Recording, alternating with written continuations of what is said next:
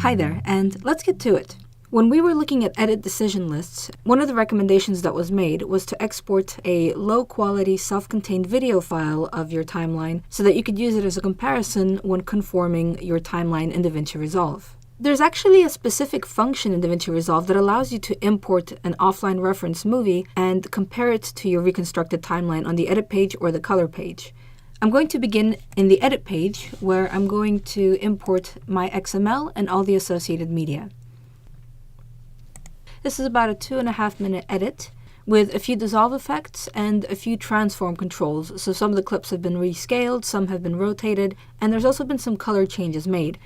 Now, at first glance, to me, it looks like it's been faithfully reconstructed. But when you're working with a client file, you can't be certain. So let's bring in that offline reference movie.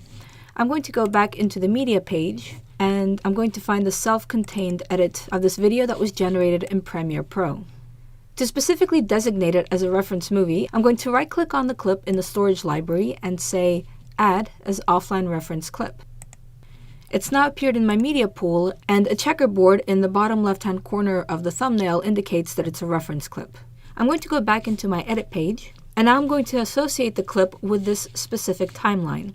For this, I'm going to have to select the thumbnail of the timeline in my media pool, right-click, go into Timelines, and select Link Offline Reference Clip. And now all I have to do to reveal it is to switch my left-hand viewer, or the source monitor, to offline mode. What this is going to do is reveal that reference movie.mov that I had imported. And the two viewers by default will be ganged, which means that when I start scrubbing through, they will reflect each other's positions perfectly. If your scrubbing feels a little bit laggy, you might want to go into your playback proxy mode and switch it over to half resolution. On the timeline, I can use my up and down arrow keys to jump between the cut points and check to see that the edits have come across correctly. On the first edit point, I've revealed that what looked like a dissolve to black was actually a dip to white in the original cut. So this is a perfect demonstration of where you as a conformer will need to go in and replace the incorrect dissolve type with the correct one. And now I'm dipping to white. Together with comparing your timeline with the reference movie side by side, you also have the option to turn on a wipe effect that will allow you to see both films in the same space. So in this case, I can see that my reference movie was touched up a little bit to compensate for the higher exposure in some of the clips. On top of that, it's also revealed that one of the clips did not get flipped when it was reconstructed on the timeline.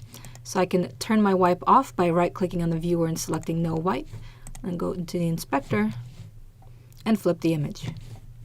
Before we leave the edit page, one last thing I want to show you is that you can actually use your offline reference movies as fillers for any points in the timeline where you might have missing footage. I'm going to go into my media pool and purposely delete one of my media clips. This has now created 2 gaps in my timeline telling me that the media is now offline. Now, in a real-world scenario, you'd be frantically searching for these clips on your hard drive and then getting in touch with the editor to demand that they send them to you as soon as possible. But what if this edit was due in half an hour and you didn't have the luxury of time?